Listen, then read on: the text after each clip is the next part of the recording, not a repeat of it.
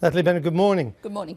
We know you have lots of green policies, the clue's in the name, but you also have lots of other important policies, and that's what I want to look at this morning. Now, one of your flagship policies is for the state to give every adult a basic weekly income of at least £72, so-called citizens' income, whether they need it or not, at a cost of up to £280 billion. How would you pay for that? Well, first of all, it's worth saying that's a gross cost. So about half of the cost of that would come from replacing existing benefits and, of course, reducing administration costs. Give me an example of what a benefit would replace. Job seekers allowance. Well, how much does that save? That's what the total figure comes together. But hold on, the job seekers allowance only costs $3 billion. Yeah. So you're a long way off 280. But it costs a massive amount to administer. Even so. And that's one of the factors about universal basic income is that the cost of administration is extremely low. Where else would you pay for it? If you look at in terms of universal child benefit, the cost of administration is about 1% of the total cost of the benefit, and that's something that we need to do. And all of the details of this will be spelt out. But give us an example of. I mean, you've got 280 billion. So far, you've only given me 3 billion. I'll give you another 5 billion for administrative costs. I'm still looking for another 272 billion. Well, all of this will be fully spelt out in our fully costed manifesto released in March that will set out exactly how we're going to make all of this add up. But what we're looking at in terms of, and in broader prospect of this, is we need to rebalance our economy so multinational companies and rich individuals pay their way. So in terms of where some more of the money's coming from is we have to make multinational companies stop being parasites on our society and pay their taxes. All right, but we've announced also that, a wealth tax, which... and we'll come on to the wealth tax too, but let's take corporation tax. Receipts, companies paying taxes. At the moment, they pay $42 billion a year. Now, even if you doubled that to $84 billion, which I think would probably be mission impossible, even if you doubled corporation tax, you're nowhere near $280 billion. And what we're saying is, I mean, under this government, corporation tax has gone down. The take has gone down 14%. Right. We have companies like Amazon, the website company, that last year paid 0.01% of its turnover in tax. But even if they paid all their tax that they should, and I'm not arguing about that, you're nowhere near $280 billion. Well, I will invite everybody to go over our fully costed manifesto when it's released in March, which will be the fine-tooth comb with all of these things. And I think, it's really worth thinking about where we are now and where we could be with a universal basic income. And where we could be is a situation where nobody's living in fear. So many people now, we saw Shelter just after Christmas saying 11% of people fear that they won't be able to pay their rent or their mortgage in January. We're seeing people with absolutely unfair, very swinging cuts to benefits. We're seeing all of those things. I understand the case for it. I'm not arguing with the case for it. I'm arguing how you're going to pay for it. Now, it's not entirely uncosted because, according to your party policy statement, the citizens' income, quote, will replace personal tax-free allowances. Is that right? That's right, yeah. But at the moment, people can earn up to £10,500 a year before they start paying tax. Your citizens' income is only just over £3,500 a year. And what that means is that what we're doing is taking away the benefit traps. So if, for example... Poor people, low-income earners, they would lose that £10,500 tax-free? But they're getting the citizens' income. No one on a low income will be worse off. I can say that very clearly and categorically. And what it also does is it removes the benefit traps. At the moment, we've seen Ian Duncan Smith trying to introduce an immensely complex computer system that no one thinks will work. What this does, it removes the benefit traps. If you're living simply on the citizen's income because you're a carer or you're unemployed, someone offers you a few days' work. You can take that without any fear of risk of losing benefits, without any fear of being worse off. You will not be worse off. It does mean that low-income earners will start paying tax a lot earlier so that you get the money to give people who don't need it £72 a week. Where is the justice in that? At the other income level, as soon as you're earning decent amounts of money, this will be recovered back from the tax system. The beauty of this, the way universal basic income really works, is that it's very simple, very low cost to administer, and it means that anyone who wants to, is not working full-time but wants to take a bit of work can take that on. That's the benefit, and everyone who is poorer will be better off. But you also want the citizens' income to make full-time paid work less necessary. That's a quote, again, from your policy statement. So if more of us are doing unpaid work, we won't be paying tax. So you're going to reduce the tax base in the country? Well, what we're looking at is a situation that means that if you, say, want to start a small business, at the moment, that's a really big risk. Lots of people think, you have a bad month in your business, you can't pay your bills, you can't pay your rent. This actually gives you a kind of security, a base from which you can choose to start a small business, from which you can actually choose to build your life. And I think what you might find is some of the really nasty jobs in our society, it might be hard to fulfil, and maybe we'll have to pay sewer cleaners more than bankers. But if more of us, but you want people to do unpaid work. You want more people to be the full-time work to be less necessary. If you do that, by definition, fewer of us will be paying tax.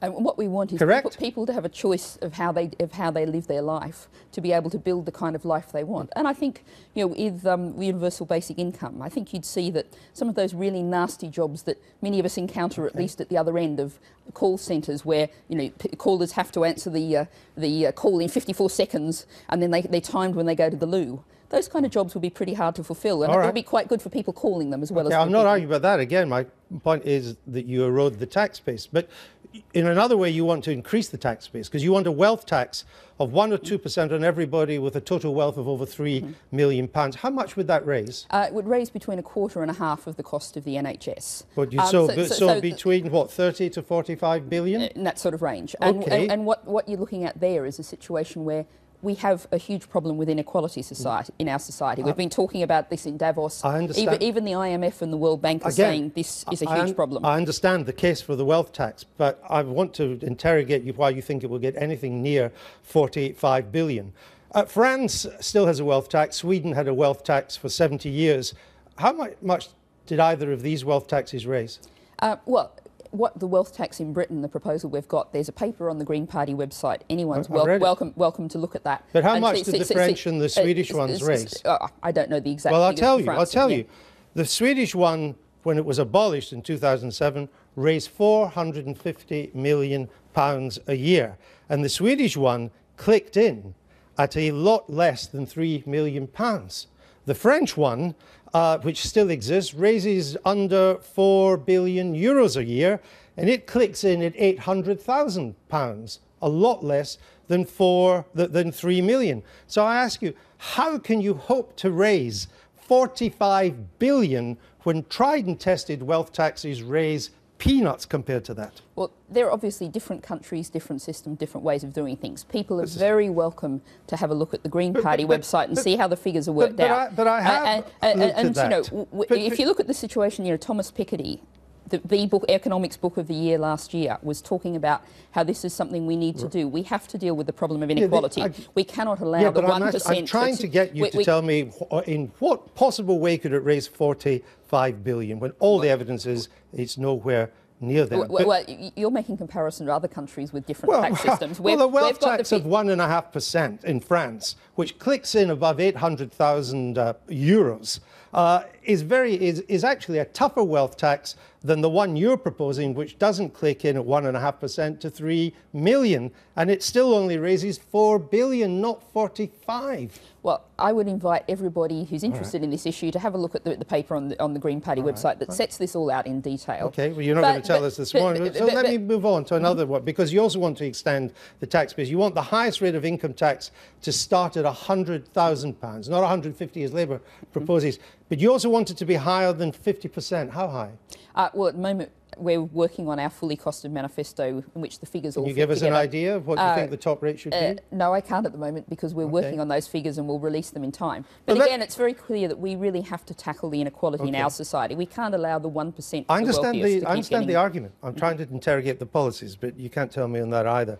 But let me just go to the general principle. You think you will raise over 40 billion a year in wealth taxes. You want to take away more than 50% of everything that well-off people earn. How are you going to stop a mass exodus of the affluent from this country? Well, I think it's worth thinking about the fact that the richer people too, and we had various talk about when Labor raised the level of the top rate of tax, people going on television, celebrities saying they're going to leave the country. But actually, the rich, well, they have families, they did in France. They have children in school, they have friends, they have people, and what we need is a more balanced society, and we have to deal with this problem. All right. Well, as the well-off rush for the doors, which I think is a likely, at least a possible scenario, you'd move to have almost no controls over anybody coming into the country, correct? No, that's not true at all. Well, can I just quote your policy statement? We will progressively reduce UK immigration controls. And that's a statement in our policies for a sustainable society, talking about the medium term. Okay. So that's your aim. Your aim is to remove border controls. But what we want to do now is allow people who should have the right to be in the country to be in the country. And what we have to do is stop the race to the bottom on immigration rhetoric that we've been hearing, led by UKIP and sadly followed by the other countries. And people who should have a right to be in here, which means asylum seekers and refugees, we're not treating them properly and we need to.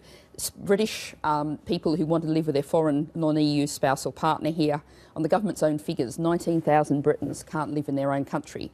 We saw last year the number of foreign students applying to British universities going down. But that's all of those are things that are causing real damage to people's lives. And your policy document says richer regions do not have the right to use migration controls. That is open doors. That's what you want. That's your party's policy. What we're talking about is, and I'd invite people to look at this. If you I've got it. It's G203 in your policy statement. Richer regions do not have the right to use migration controls. That means open doors. And if I'd invite people to Google Green Party policy and look at this, and you'll see what we're talking about. As all of Green Party policy democratically made by its members does, it says that we're looking both in the immediate term, and that will be the policies in our manifesto, the kind of policies about immigration I was just talking about, and in the longer term, thinking about 20, 30 years hence, we're talking about a different kind of society, a society in which the world is more equal, where we're more balanced. All right. Now, you want pretty much the free movement of people, but you don't like free trade, do you? You want import controls, and you would even want import controls and stuff coming from the EU. Well, you know that's not compatible with EU membership, don't you? Again, we're talking about long-term changes. At the moment, what we're doing very much is working on opposing the proposed EU-US free trade deal known as TTIP, but you which also is a great threat to our democracy. You want EC 904, you want to reduce to a minimum the overall volume of international trade. You want import controls. We want to relocalise our economy, as indeed people may recall in 2010 when this government was elected, they were talking about rebalancing our economy, bringing manufacturing back to Britain, and that's very much what we want to do. We want to build strong local economies in Britain. You couldn't have import controls and stay in the EU, could you? Again, we're talking about a long-term, a very much changed world. What we're talking about now, and it's actually, since we're on the EU, it's useful to say, perhaps if people don't know, that we have 3 yeses on the EU. We're saying yes to a referendum because we believe in democracy. Possibly not all of your listeners do. We believe in democracy. We believe in people's right to choose. And you want to stay in. And we'll campaign to stay in. But we want a very much reformed EU that works for communities that is much less centralised. I want to move on to defence. We haven't got much time. Now, you really don't believe in the defence of the realm, do you? You'd scrap Trident, you'd leave NATO, and your party policy also says a large standing army, air force and navy of the type we have now is all unnecessary, correct? That's right. Trident, we talk about... Trident you go, I understand that. NATO you would leave, but you also don't think we should have much of an army, air force and navy? Well, I think we obviously need to be able to defend our own borders, civil defence, and we have a real responsibility as a rich country to contribute to UN peacekeeping forces. So we have a home defence force? Yes. How big? The circumstances of the time, Andrew, when you're thinking about when the Green government takes office, I'll be able to spell out picture and verse on that. Well, these are policies you may hold other parties to account on if you're in the balance of power. How would you arm that defence force, this home defence force of unspecified sense, since it's also party policy to convert the arms industry into producing windmills? I'm not sure that's exactly spelt out that way, but certainly we have a huge policy. Renewable energy resources use the same skills and resources as the existing arms industry, and you've talked about how you could turn defence capabilities into producing windmills yourself. So how would you arm our home defence system? Well, I think there's no shortage of arms in the world, and that's something that is a huge issue. So you would import them? Well, I don't think we've got any shortage of supply anytime soon in terms of... You know that arms get very quickly out of date. How could you arm our soldiers, troops, in the event of a serious threat if you've abolished the arms industry and you're against importing? Well, we have an arms industry at the moment that's heavily export focused, and one of the issues that's coming up at the moment, at the moment we're focusing on our relationships with Saudi Arabia. How would you arm it if you've abolished the arms industry? How would you, and you're against trade? How would you arm our home defence force? Well, I think a lot of people at the moment think a bigger issue is our relationship with Saudi Arabia and the way in which we are arming Saudi. Is that because you can't answer my question? No, it's because I want to raise a very important issue that's current in the moment today, which is Saudi Arabia. All right, but I'm afraid I understand on Saudi Arabia, but I haven't got time to talk that, because what I want to ask you is this, and it's relevant to Saudi Arabia, given their role in the world and what they've done with terrorism. As you scrap our defences, or certainly pare them right back, you would make it legal for people living here to be a member of Al-Qaeda, or ISIS, or the IRA. You'd make it legal to be a member of a terrorist organisation. This is a part of our policy that I think dates back to the age of the ANC and apartheid South Africa. It's on your website. At the moment, it should not be a crime, PD 443 in your website, to belong to an organisation or have sympathy with its aims, though it should be a crime to aid and abet criminal acts, but it shouldn't be a crime to be a member of Al-Qaeda or ISIS. Correct? Exactly. What we want to do is make sure we're not punishing people for what they think or what they believe. Obviously, actions of inciting violence, supporting violence, those are absolutely unacceptable, illegal, and should be pursued to the full extent of the law. But we have to be really, when we're thinking about issues around security and issues around like internet privacy, etc., we need to really think about an important principle here. I'm not asking about internet privacy. I'm asking you a position but where you're going to run down our arms, our ability to defend ourselves, but let anybody who wants to join Al-Qaeda.